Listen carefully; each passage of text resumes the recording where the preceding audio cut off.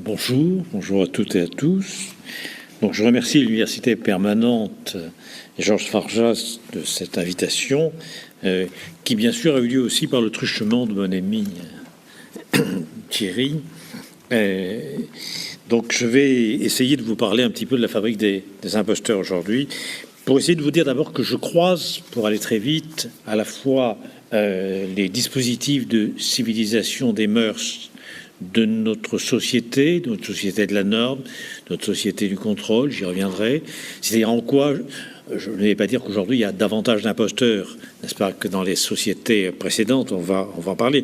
Je dirais tout simplement que chaque société a un petit peu les imposteurs qu'elle mérite, puisque le propre des imposteurs, le propre de l'imposture, c'est d'être comme un martyr de la comédie sociale, c'est-à-dire de mettre en évidence les valeurs qui organisent à un moment donné le lien social, c'est-à-dire que les imposteurs sont de véritables éponges vivantes qui absorbent, si vous voulez, les valeurs qui organisent justement le drame social.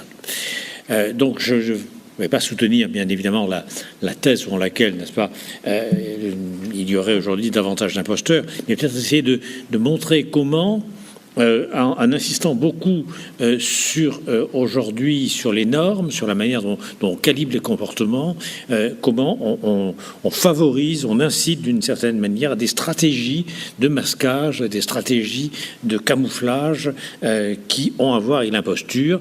Donc, si vous voulez, un regard un peu croisé, qu'on peut dire à la fois d'une espèce d'anthropologie donc de nos sociétés, de la norme et du contrôle, et puis en même temps d'une clinique psychopathologique de ce que l'on sait un peu des menteurs, des fraudeurs, des imposteurs. Alors, essayez un peu de suivre, si vous voulez, ce fil. Alors, pour commencer, moi je ne vais pas vous projeter ni de graphique ni de PowerPoint. Je vais commencer classiquement par mon côté très universitaire, n'est-ce pas, de citations, et vous allez en avoir un certain nombre pour essayer de vous dire ensuite que finalement ce dont nous allons parler, c'est aussi de la conception de la valeur. Qu'est-ce que la valeur aujourd'hui? Alors, pour commencer par les citations,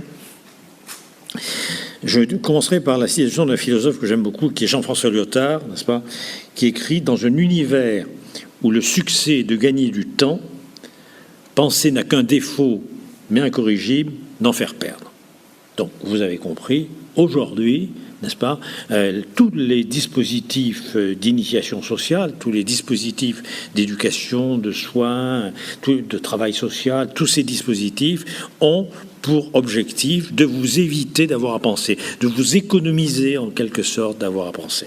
Et avec, alors ça peut paraître évident, mais vous ne pouvez pas vous imaginer à quel point, c'est aussi la pratique clinique qui le met en évidence, à quel point penser n'est pas autant désiré que cela par les individus. Penser, comme décider d'ailleurs, ça mobilise de l'angoisse, ça mobilise l'angoisse de l'imprévu, ça mobilise l'angoisse de l'avenir, ça mobilise l'angoisse de la liberté, ça mobilise l'angoisse de la décision. Décider, c'est renoncer, et on n'aime pas renoncer, n'est-ce pas?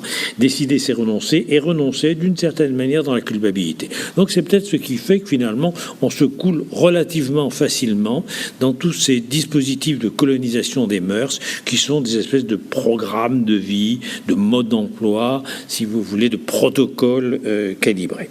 Alors, bon, je développerai tout à l'heure ce point, et ce d'autant plus d'ailleurs que on va dire qu'aujourd'hui, les discours de légitimation sociale, les discours dominants, pour aller vite, les discours qui font un peu la fabrique de l'opinion publique, qui font un petit peu la pensée du jour, ces discours sont de plus en plus passés d'un pilotage par des grands récits, donc, si vous voulez, mythiques, récits religieux, récits politiques.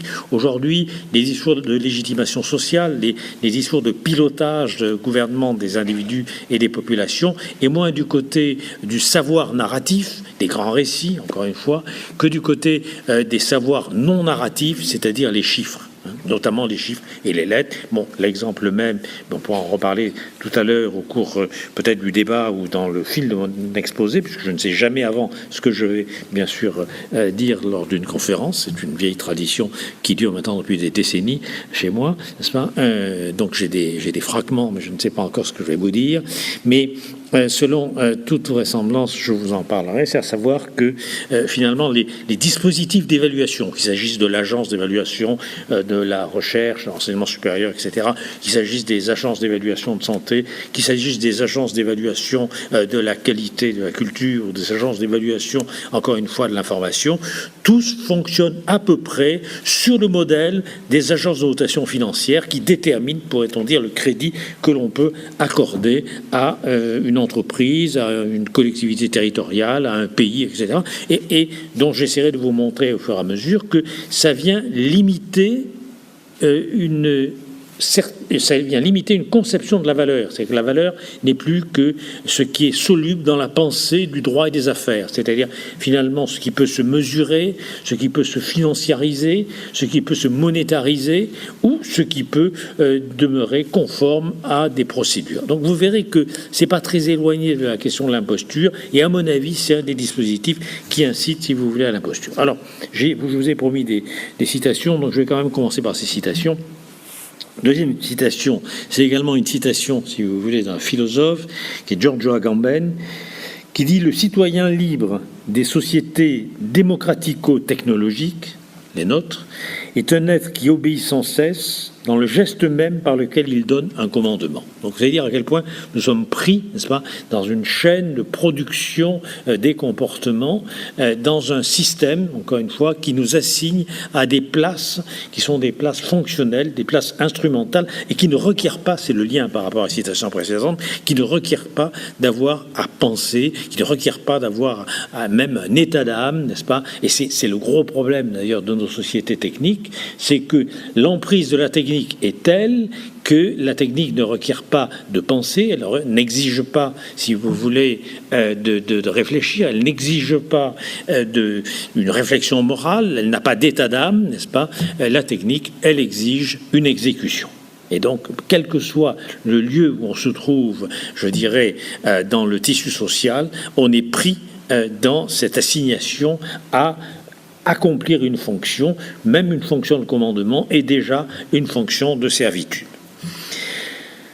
Alors, la troisième citation, je vous en ai promis toute une série comme ça me prépare à mon topo. Une troisième citation, c'est celle de Camus, qui me paraît très importante, et je sais que vous travaillez dans le cadre de cette université permanente sur la question du récit, qui est une question qui me taraude énormément.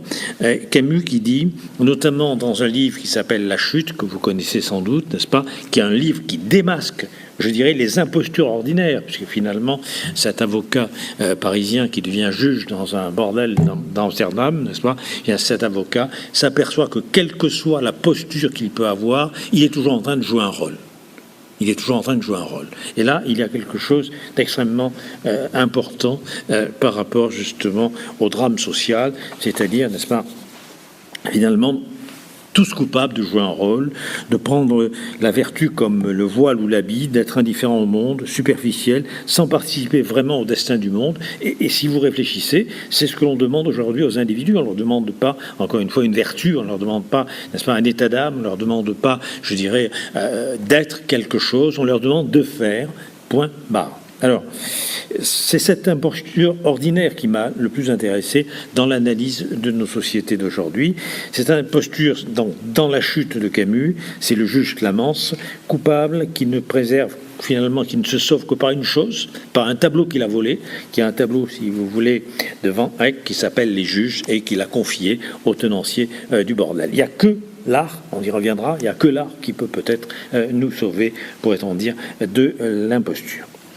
Alors, cette phrase de Camus dans La Chute me paraît très importante. Nous avons remplacé le dialogue par le communiqué. C'est la raison pour laquelle aujourd'hui, je pense que nous ne sommes pas encore et toujours dans une démocratie. Nous sommes dans des formes dégénérées de démocratie, c'est-à-dire dans des démocraties d'expertise ou dans des démocraties d'opinion. Des démocraties d'expertise, ça veut dire qu'on confie aux experts le soin de décider pour nous et voire n'est-ce pas, les politiques cherchent une légitimité du côté de l'expertise, dont, encore une fois, elle me paraît aussi frauduleuse, pourrait-on dire, que les prédictions de Nostradamus des agences de notation financière. Ou bien, encore, n'est-ce pas, une démocratie d'opinion, c'est-à-dire qu'on gouverne sous la pression des lobbies, on gouverne, n'est-ce pas, en fonction de l'opinion publique, et du coup, les élections démocratiques ne sont rien d'autre que des sessions de rattrapage des sondages d'opinion. Nous sommes là dans quelque chose où s'effondre, pourrait-on dire, le pouvoir de la parole comme constitutif d'un espace démocratique. Qu'est-ce que c'est que la démocratie? Depuis le début, n'est-ce pas, la démocratie, ça n'est rien d'autre que la capacité de gouverner par le débat, de gouverner par la discussion, c'est-à-dire d'accorder un certain crédit, et on verra le rapport avec l'imposture, un certain crédit à la parole, une certaine confiance à la parole. On a encore d'ailleurs chez Camus des phrases très fortes de ce côté-là, quand Camus dit dans son éditorial de combat du 19 novembre 1946, n'est-ce pas, où il dit à un moment donné, n'est-ce pas, cette éternelle confiance de l'homme dans le langage de l'humanité, dans le langage de l'humanité, qui lui fait penser qu'il peut tirer de notre homme des relations humaines à partir du moment où il lui parle ce langage-là. Et la grande question qui se pose aujourd'hui d'ailleurs, c'est est-ce que nous utilisons toujours ce langage de l'humanité, ou bien est-ce que nous sommes dans un autre type de langage, n'est-ce pas, un langage de machine, un langage beaucoup plus configuré autour d'un ensemble de signaux interactifs. C'est une des questions qu'on pose. Bon, pour l'instant, je balance comme ça, et ensuite on va travailler. Donc, si vous